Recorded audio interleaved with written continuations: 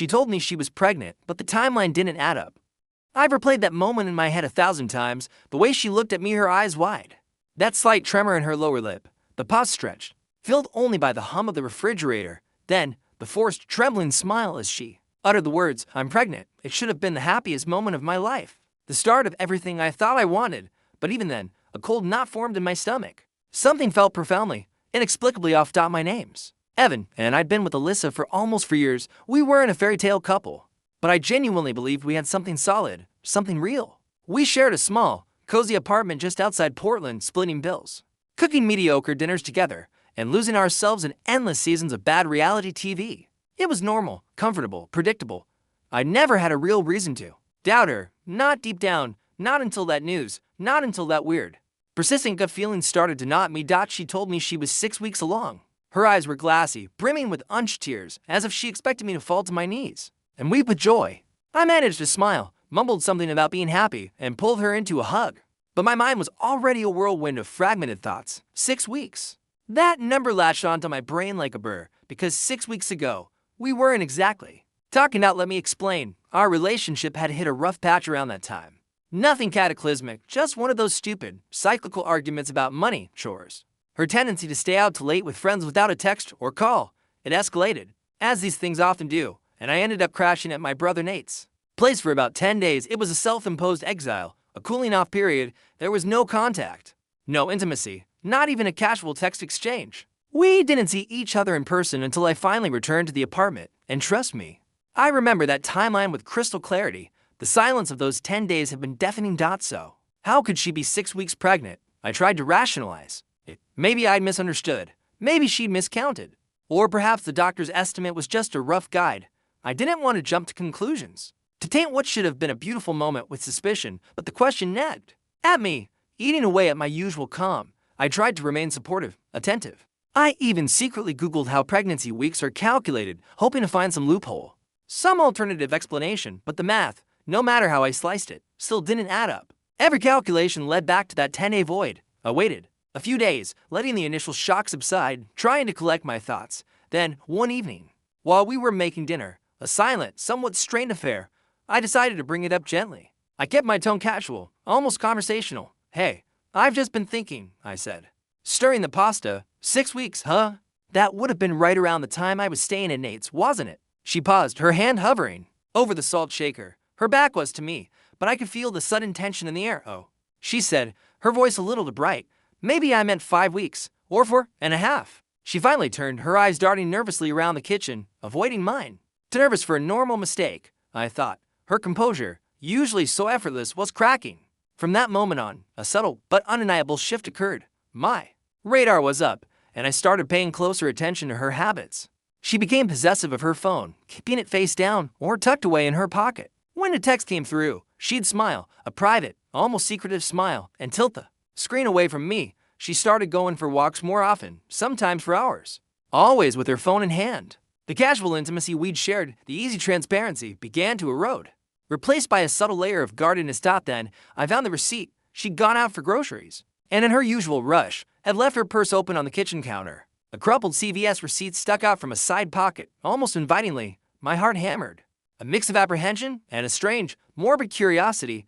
It was dated almost exactly 5 weeks ago, right after I'd returned from Nate's, just before she told me she was pregnant. My eyes scanned the items, and there they were. Stark and undeniable. Plan B Tylenol, all the pregnancy tests. No, I was truly confused. If she'd taken Plan B 5 weeks ago, how could she be 6 weeks pregnant now? The timelines contradicted each other. Screaming the truth, I wasn't ready to accept. It was a direct, irrefutable lie. Not just a miscalculation. The pit in my stomach deepened, cold and heavy. I didn't confront her right away. I needed more. I told myself I needed to be absolutely, irrefutably sure. So, I started checking phone records. Yes, I know. It was a low point, a violation of trust I wouldn't normally consider, but I felt like I was drowning and I needed something solid to hold on to. My hands trembled as I scrolled through the call logs and text messages. And there it was, a number she'd been texting constantly during the week I was gone. The week of our rough patch, a number I didn't recognize. My mind raced. Who was this? Why had she been communicating so frequently with someone new while I was gone? The pieces of the puzzle were starting to click into place, forming a picture I desperately wished wasn't real. I hesitated for a day, The phone number burned into my memory. Finally, I downloaded a burner app, creating an untraceable temporary number. My thumb hovered over the call button, my heart pounding a frantic rhythm against my ribs. I took a deep breath and dialed. It rang twice. A male voice answered, gruff and unfamiliar. Hey, who's this? I managed, trying to keep my voice even. Who are you? He retorted, clearly annoyed. I mumbled some made-up name, a random excuse. Is this Alyssa's number? There was a beat of silence on the other end, a pause that stretched into an eternity. Then, a click. He hung up. My hands were shaking uncontrollably. The phone suddenly heavy in my grasp. The truth, or at least a large, painful chunk of it, was slamming into me. That night, I waited until we were both winding down, the apartment quiet. I chose my words carefully, aiming for calm, collected, but direct. I needed to know, truly know, what was happening. Alyssa, I began, my voice steadier than I expected. Is there something you want to tell me about the pregnancy? She blinked, her eyes wide, her face freezing mid-expression. She tried to recover, managing a forced, shaky laugh. What do you mean, Evan? What are you talking about? The dates, I pressed, my gaze unwavering. The 6 weeks. It doesn't line up with when I was at Nate's. Then there's the CVS receipt, Plan B, 5 weeks ago. And the guy who answered your phone, the one you were texting when I was gone. I know something's not right, Alyssa. Just tell me. Her composure shattered. Her face crumpled and she started crying, real tears, hot and fast, streaming down her cheeks. But it wasn't the tears of guilt I might have expected. It was fear, raw, desperate fear. Fear of being caught, fear of consequences. She finally admitted it. Her voice was small, choked with sobs. She wasn't sure who the father was. She'd hooked up with some guy one night, she confessed. While we were fighting, while I was at Nate's, she said it was a mistake, a moment of weakness.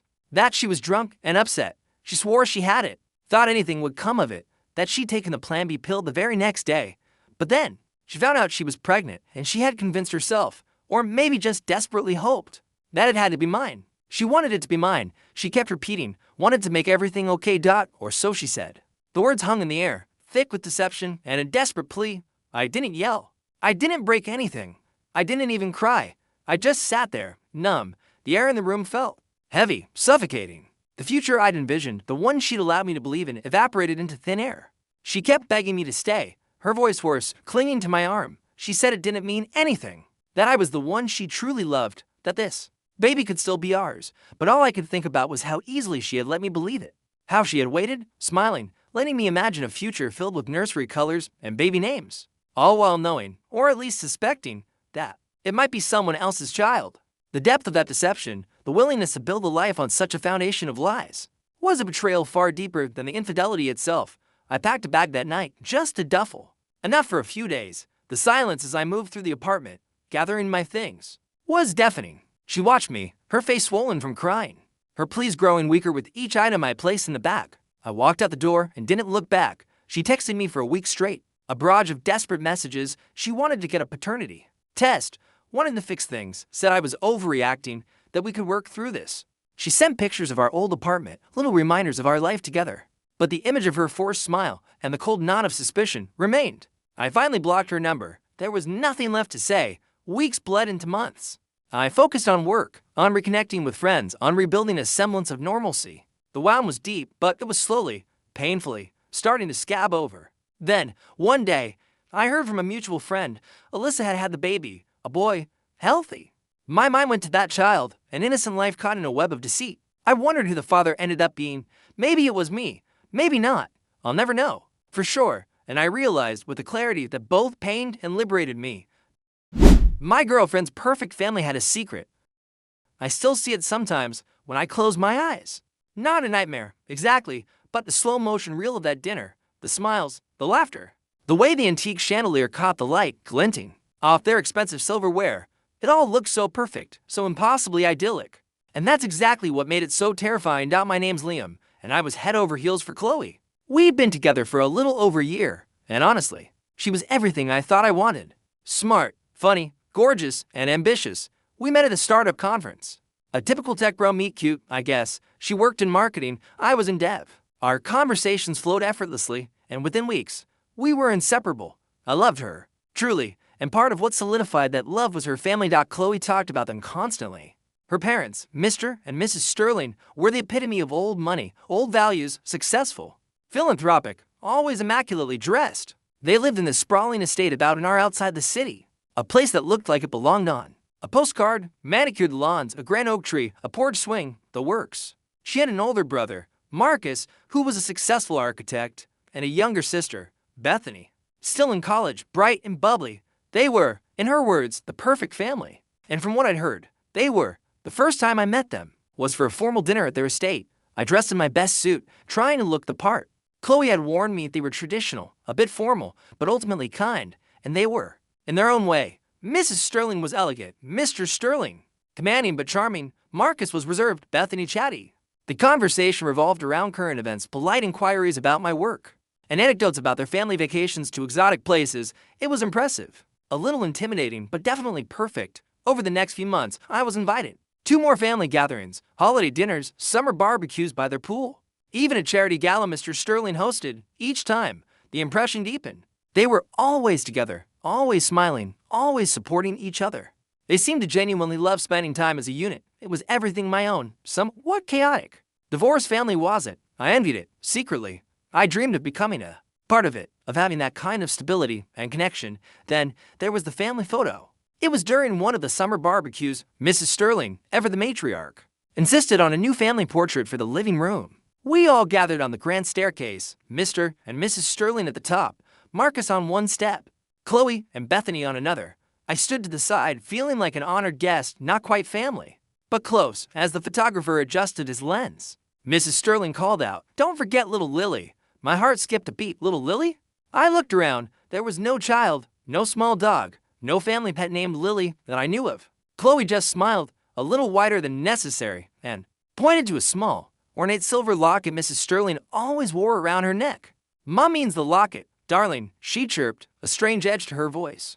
Mrs. Sterling gave a brittle laugh, but her eyes flickered just for a second. To something beyond us, something I couldn't quite see. It was a fleeting moment, easily dismissed amidst the chaos of a family photo, but it stayed with me. Little Lily. A few weeks later, Chloe was away on a work trip. I was staying at our apartment, catching up on chores. I was tidying up her bedside table when I noticed a small, velvet-covered diary tucked beneath a pile of magazines. I knew I shouldn't, but that phrase, little Lily, had been nagging at me. Coupled with Mrs. Sterling's strange glance and Chloe's forced cheerfulness, my curiosity gnawed. I picked it up. It wasn't a personal diary, not in the romantic sense. It looked more like a meticulously kept journal of dates and events, and it wasn't Chloe's handwriting. It was an older, more elegant script, clearly Mrs. Sterling's.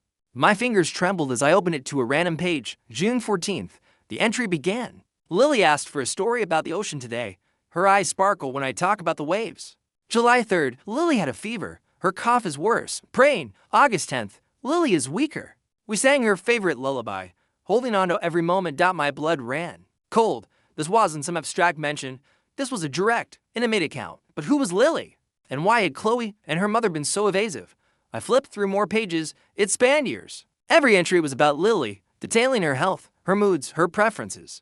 It was like reading a mother's journal about her child, but I had never seen a child in that house. Ever. I closed the diary, my mind reeling. It was too specific, too personal to be a metaphor. There was a secret here, a massive one. And for a family so obsessed with projecting perfection, a hidden child was the ultimate anomaly. When Chloe returned, I didn't confront her right away. I tried to be subtle. I brought up the family photo again, casually. "Hey, about that locket your mom wears, is there a story behind little Lily?" Chloe's face went pale.